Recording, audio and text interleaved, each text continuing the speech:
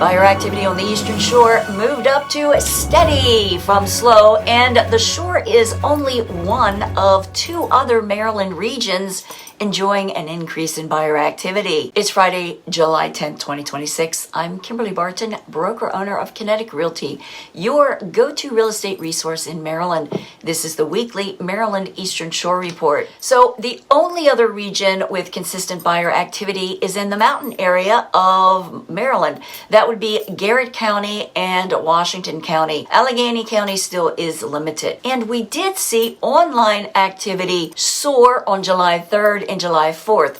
Go figure, it's not just a holiday, but it was a holiday that kept a lot of people inside due to the excessive heat index. Then there's inventory for sale on the Eastern Shore that is at 2,439 properties that are active, and these have been active for 77 median days.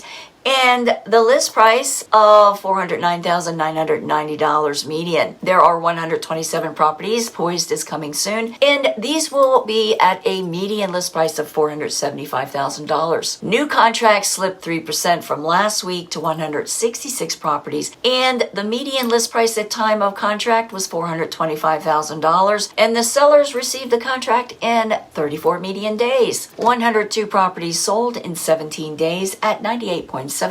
List to sold ratio for median sold price of $383,500. There are 134 rental properties for lease this week. Rent remains at a median $2,148 per month. If you need some guidance on your situation, are you looking for more information in your specific area? Reach out to me and let's talk. That's your weekly wrap for this week's Maryland Eastern Shore report for Friday, July 10th, 2026. Thanks so much for tuning in.